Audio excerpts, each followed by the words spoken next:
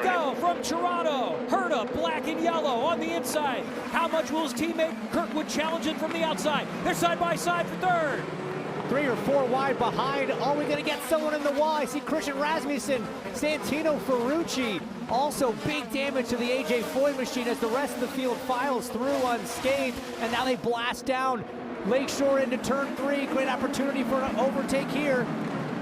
They stay green, they'll run 2 wide through turn 3, which you can do. Marcus Armstrong looking super aggressive as the full course caution is out. But that number 11 orange and white car was pushing hard on the start. Get it started. It was Marcus Ericsson, I think, on the inside of Rasmussen. You see the defending race winner, Lundgaard, trying to go on the outside. He was the one that nearly made it 5 wide.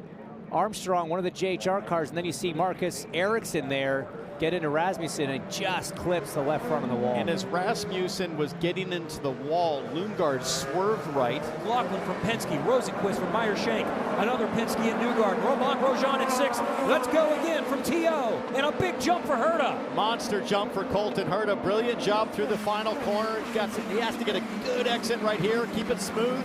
No big slides as the field single file until Pato O'Ward makes a move on Marcus Ericsson. That was textbook. Well done. Nice late pullout on the brakes there from O'Ward. Gets it done. Can Ericsson maybe fight back down Lakeshore here? But man, Kyle Kirkwood almost sleeping a little bit at that restart. Colton had such a big jump. So we see a few guys looking, a few guys defending. That's one of the JHR cars right up the back of Marcus Armstrong, side by side with Power. Sorry, Dixon now in the wall. Is that Canapino or Grosjean? It's Canapino in the 78, side by side with, I believe, Scott Dixon. And Canapino went for a ride and a concrete slam. So the orange and blue car of Scott Dixon, was there any Yes, there was. So Canapino turned in to the right rear of Scott Dixon and just bounced enough to send him on his way right here. Boom. It shot so quickly. I wonder if Grosjean, Malukas, Power, Rahal, and Armstrong. And around turn 11, green again. And once again, a good start for Herta. Maybe a little bit of challenge back there and forth for Rosenquist. In his single file, we get through 1. I'm starting to wonder if there was a team discussion at Andretti Global to hang back on restarts for the driver in second to make sure there's no big incidents into turn 1, because that was another big gap between Kyle Here and comes Colton. Graham Rahal. Look at him inside the 12 of Power. Graham backs out, I think wisely there. It looked good at the start, but he made a high percentage decision. Marcus Armstrong still ahead of his teammate Scott Dixon there. 2 orange and blue cars on board here with Dixon, thanks to PNC. Let's just ride for a few corners. How does the master, the 6-time champion, how does he play his cards right now with the early chaos? Several others of the front runners to kind of start on those softer tires, so it was a little bit of a surprise for them. So just on this use set, just trying to minimize any track position loss, going to be the biggest thing before McLaughlin comes in, as you see Rosenquist go around it. He gets the spot. Rosenquist up into third. So are we seeing the crossover where the primaries are better than the alternates? Christian Lundgaard's car, but they're all stacked up behind 5th place Romain Grosjean right now. Got to think Lundgaard's going to do the same thing and come to pit lane soon, but no, he stays out. I'm a little surprised by that. Again, these were probably sticker only. McLaughlin, to our knowledge, started on the used alternates, so a little bit more life. And look, he's got the championship leader, 2-time race winner so far this year behind him on the better primary tires, and he's keeping them at bay, not losing too much time to the cars in front either, so not a huge rush for Lundgaard to come in. And come out right behind Will Power there, but under attack. Pato O'Ward will come through. Pato O'Ward thinking about it and decisively making his move on Romain Grosjean at the last second. He was not happy yesterday, guys, after qualifying. Started 14th. He was held up by Alex Palou as Romain Grosjean almost gets in the back of Pato O'Ward in the brake zone. The Newgarden's got to run here. Rosenquist going to defend to the inside, going to make Joseph go the long way around, but can Joseph do the dummy? He does. That is textbook Newgarden. Goes way, way deep, a full car width off the apex, but both drivers playing nice there and making it through. Was that a shake and bake? There's Teo Pourchaire filling in for Alexander Rossi this weekend on very short notice, trying to get around Toby Sowery there, and Pourchaire has a close call. See what it looked like from the onboard Great runs out of gear a little bit later on the brakes. Ahead at turn in, but Sowery locks up. I think Pourchaire maybe did as well. Using this middle stint to run the greens. There we go. Ericsson's got a nice run. Palou having to defend a little bit. Big lunge for Marcus down the inside. Green tires on green tires makes it stick. It's like everybody knows that Palou can't take huge chances as the championship leader, and they're ganging up a bit in those heavy brake zones, firing it up the inside, and Palou continues to leave room, not defending very aggressively. Does anyone want to take a little bit of a risk? It might take a little bit of a caution if someone's not great at a fuel save. As Ericsson looks like he's on the charge, he's going to work on Armstrong, and he's going to get that pass done. And so he's passed back-to-back Ganassi's. That's on the green tires for Marcus Ericsson, so he's finding pace with almost 15 laps on those greens. So this is a net third on track. Oh, we have a car in the wall. Linus Lundqvist, he's backed all the way out of it. If he can fire it up, that's one of the features of this hybrid. Théo Pourchaire involved in this as well. It's a very uphill section of racetrack. You see the 7 rolling backwards. Who, by the way, is trying to understand the hybrid. He's never done anything right Front with left this. puncture. That's Pourchaire being told, front left puncture. You can see it right in front of the leaders. He got rolling, managing to stay green.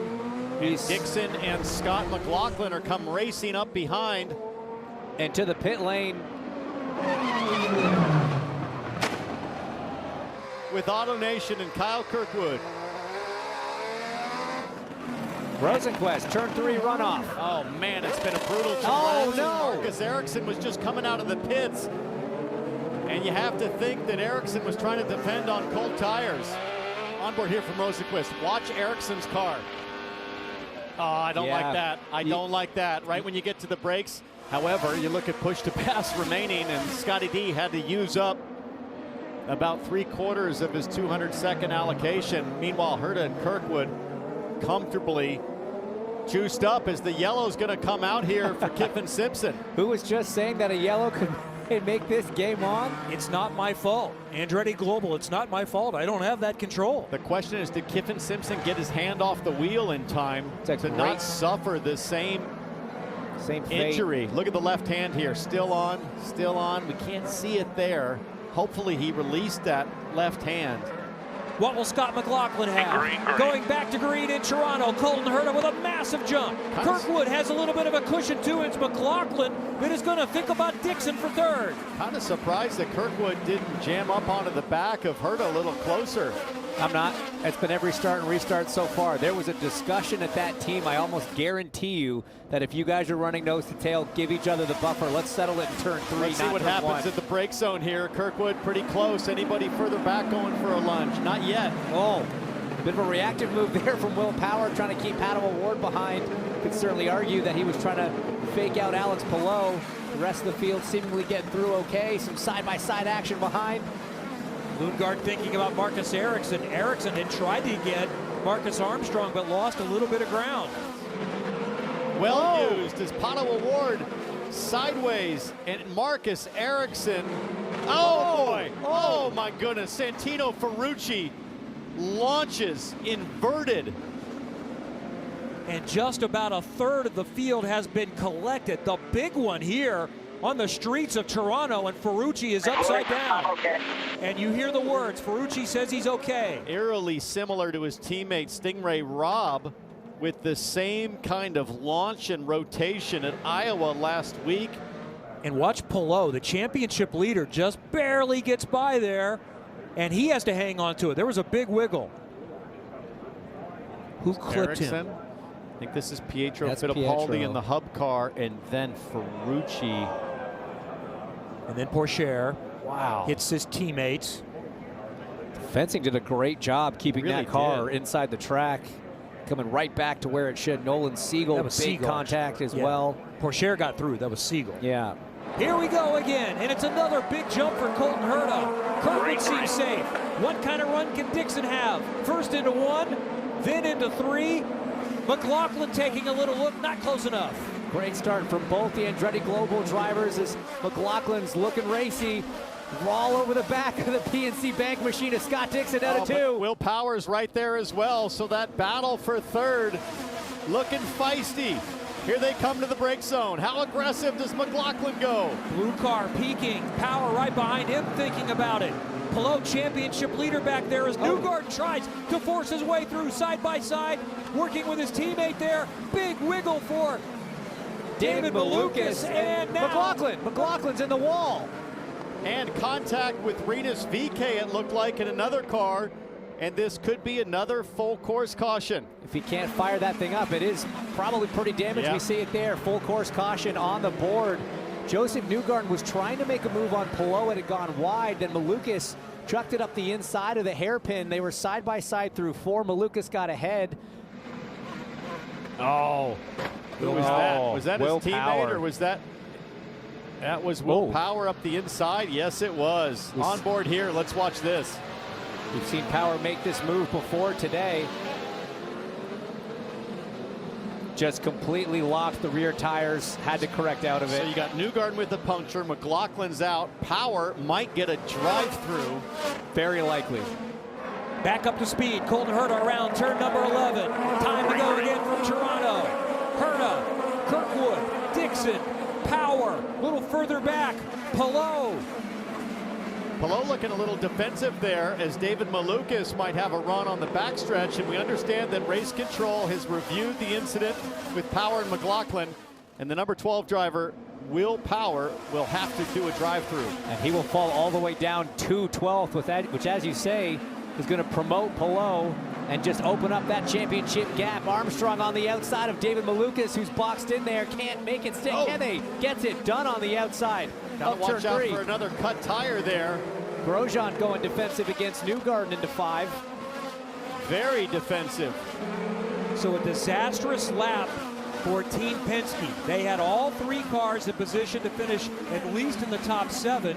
Now they might have one finish in the top 10. Drive-through coming for the number 12 of Will Power, who ducks in. So Alex Palou is up to 4th now. You are running out of time if you're Kyle Kirkwood to try to make that race-winning move. But if you're going to do it, you have got to be sure that it sticks. You cannot afford contact. You cannot afford to drop kick your teammate back or out of this race. Dixon, Palou, Armstrong, Malukas all ready to pounce in the event that either of these 2 Andretti drivers up front makes the slightest mistake.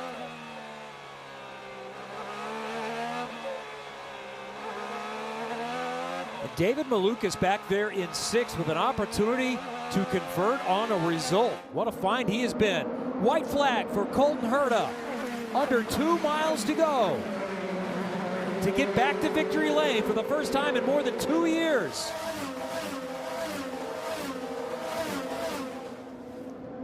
Last great passing opportunity is here.